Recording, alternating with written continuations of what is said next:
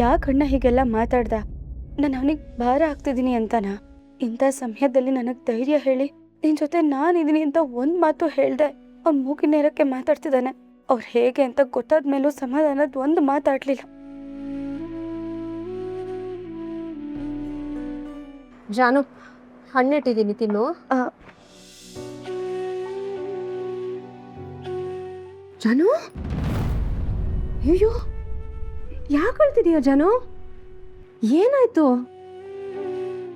ಓ, ನಿಮ್ಮ ಅಣ್ಣ ಹಾಗೆಲ್ಲ ಓದಾಡಿದ್ರು ಅಂತ ಬೇಜಾರು ಮಾಡ್ಕೋತಾ ಇದೆಯಾ? ಬೇಡ ಜಾನು, ಅವ್ರು ಎಂಥವ್ರು ಅಂತ ನಿನಗೆ ಗೊತ್ತು ತಾನೆ. ಅವರಿಗೆ ಸಂಬಂಧ ಯಾವುದು ಬೇಕಾಗಿಲ್ಲ, ಅವ್ರಿಗೆ ಬರೀ ದುಡ್ಡು ಮಾತ್ರ ಬೇಕಾಗಿರೋದು. ಅವ್ರ ಮಾತಿಗೆಲ್ಲ ನೀನು ತಲೆ ಕೆಡಿಸ್ಕೋಬೇಡ ಜಾನು. ಇಲ್ಲ ಅದಕ್ಕೆ ನಾನೇನು ಅಣ್ಣ ಹೇಳಿದ್ರ ಬಗ್ಗೆ ಯೋಚನೆ ಮಾಡ್ತಿಲ್ಲ.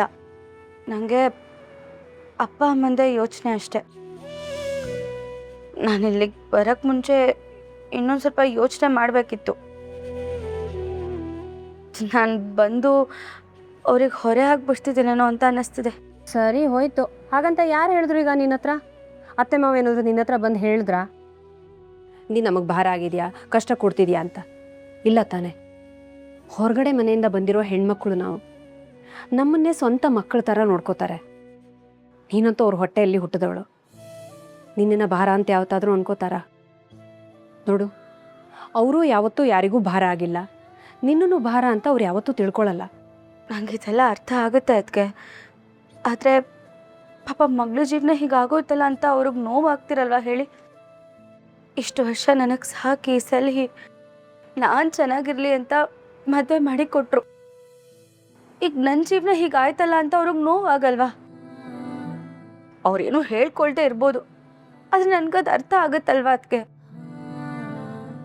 ಇದೇ ಕಾರಣಕ್ಕೇನೆ ನಾನು ಹೋದ ಸಲಿನೂ ಏನು ಹೇಳ್ದೆ ಅವ್ರ ಜೊತೆ ಹೋದೆ. ಆದರೆ ಈ ಸಲ ಹಾಗಾಗಲಿಲ್ಲ. ಎಲ್ಲ ಹೇಳ್ಕೊಂಡ್ಬಿಟ್ಟೆ. ಸುಮ್ಮನೆ ನನ್ನಿಂದ ಎಲ್ರಿಗೂ ಕಷ್ಟ ಆಗ್ತಿದೆಯೇನೋ ಅಂತ ಅನ್ನಿಸ್ತಿದೆ ನನಗೆ. ಯಾಕೆ ಹಾಗೆ ಅನ್ಕೋತೀಯ ಜಾನು? ಸರಿಯಾಗಿರೋ ಕೆಲಸ ತಾನೇ ಮಾಡಿದೀಯಾ. ಎಷ್ಟು ಅಂತ ಆ ಕಷ್ಟಗಳನ್ನ ಸಹಿಸ್ಕೊಳಕ್ಕಾಗತ್ತೆ? ನೀನೇ ಹೇಳು. ನೀನು ಇದಕ್ಕಿಂತ ಮೊದಲೇನೆ ಈ ಕೆಲಸ ಮಾಡಿದಿದ್ರು ಅತ್ತೆ ಮಾವ ಖುಷಿನೇ ಪಟ್ಟಿರೋರು. ಪರವಾಗಿಲ್ಲ ಬಿಡು. ಈಗಲಾದರೂ ಧೈರ್ಯ ತಗೊಂಡು ಹೇಳೋ ಪ್ರಯತ್ನ ಮಾಡಿದೆ. ಆ ಜಯಂತ್ ಮುಖವಾಡನ ಎಲ್ಲರ ಎದುರುಗಡೆ ಬಯಲು ಮಾಡಿದೆ. ಇಲ್ಲದೆ ಹೋಗಿದ್ರೆ ಆ ಜಯಂತ್ ಸರಿ ಇದ್ದಾನೆ, ನೀನೇ ಸರಿ ಇಲ್ಲ ಅಂತ ಎಲ್ಲರೂ ಅನ್ಕೊಂಡ್ಬಿಟ್ಟಿರೋರು. ಈಗ ಅವನ ತಪ್ಪನ್ನ ಎಲ್ಲರ ಎದುರುಗಡೆ ತೋರಿಸಿ ನೀನು ಒಳ್ಳೆ ಕೆಲಸನೇ ಮಾಡಿದೀಯಾ.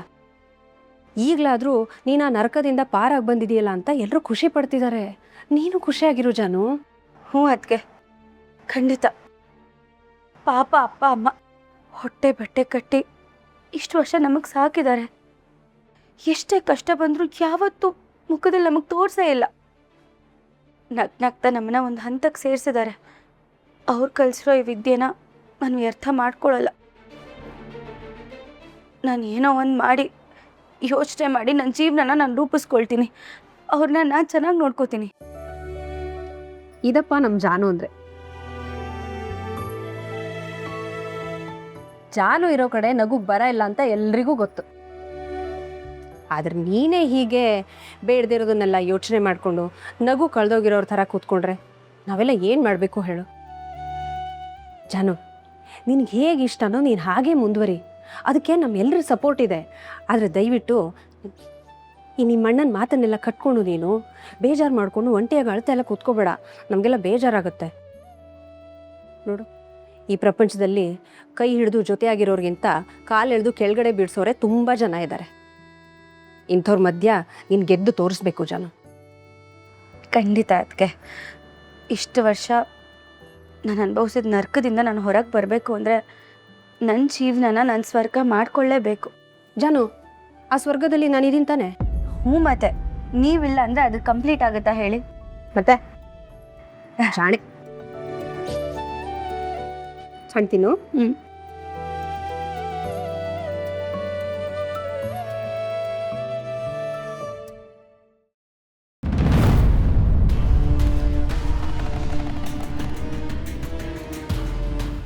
ರೀ ಕೃಷ್ಣ, ನೀವು ನಿಜವಾಗ್ಲೂ ಲಾಯರೇನ್ರಿ? ಯಾಕೆ ಸರ್ ಹೀಗೆ ಕೇಳ್ತಿದ್ದೀರಾ? ಮತ್ತಿನ್ನು ಏನು ರೀ? ಅಲ್ರಿ, ಇಷ್ಟು ವರ್ಷದಿಂದನೂ ನಿಮ್ಮ ಕಂಪ್ನಿ ನಂದೇ ಅನ್ನೋ ರೀತಿಲಿ ನಿಮಗೆ ಬೇಕಾದಾಗೆಲ್ಲ ದುಡ್ಡು ಕೊಟ್ಟಿದ್ದೀನಿ ತಾನೆ. ಆಫ್ಟರ್ ಆಲ್ ನಿಮ್ಗೊಂದು ಬೇಲ್ ಅಪ್ಲಿಕೇಶನ್ ಕೊಡಿಸಿ ನನ್ನಿಂದ ಹೊರಗೆ ಕರ್ಕೊಂಡು ಹೋಗೋಕ್ಕಾಗಲ್ವಾ? ಸರ್ ಅದೇ ಪ್ರಯತ್ನದಲ್ಲಿದ್ದೀವಿ ಸರ್.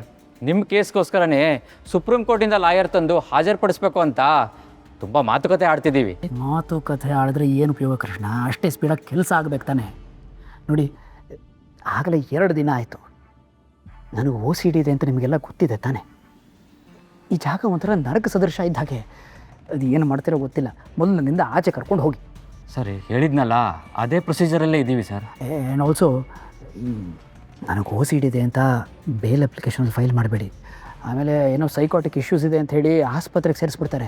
ಇಲ್ಲಿ ಹೋದರೆ ಕೌನ್ಸಿಲಿಂಗ್ ರೆಕಮೆಂಡ್ ಮಾಡಿಬಿಡ್ತಾರೆ. ಹಾಂ, ಲೆಟ್ಸ್ ನಾಟ್ ಗೆಟ್ ದೇರ್. ಇಲ್ಲ ಸರ್, ಹಾಗೆಲ್ಲ ಮಾಡೋದಿಲ್ಲ.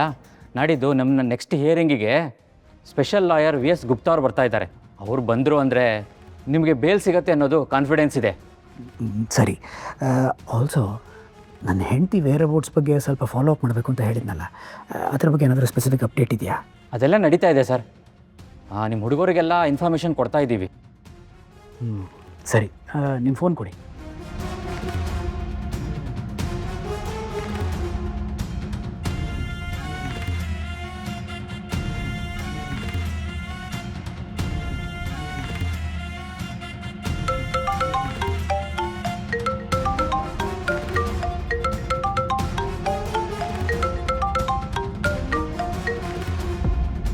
ಯಾರಪ್ಪ ಇದು? ಈ ನಂಬರ್ ಎಲ್ಲ ನೋಡ್ದಂಗಿದೆಯಲ್ಲ. ಜಯಂತೆ ಫೋನ್ ಮಾಡ್ತಿರೋದು. ಓದ್ಯಾ ಪಿಶಾಚಿ ಅಂದರೆ ಬಂದ್ಯಾ ಗವಾಕ್ಷಿ ಅನ್ನೋ ಹಾಗೆ ಮತ್ತೆ ಮತ್ತೆ ಫೋನ್ ಮಾಡಿ ತಲೆ ತಿಂತಿದ್ದಾನೆ. ಥೂ, ಈ ಲಾಯರ್ ಯಾಕೆ ಅವನಿಗೆ ಫೋನ್ ಕೊಡ್ತಾನೆ?